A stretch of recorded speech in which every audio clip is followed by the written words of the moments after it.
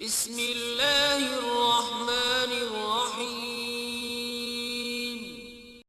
حدثنا آدم قال حدثنا شعبة قال حدثنا قتادة قال سمعت أنس بن مالك قال قال النبي صلى الله عليه وسلم إن المؤمن إذا كان في الصلاة فإنما يناجي ربه فلا يبزقن بين يديه ولا عن يمينه ولكن عن يساره أو تحت قدمه.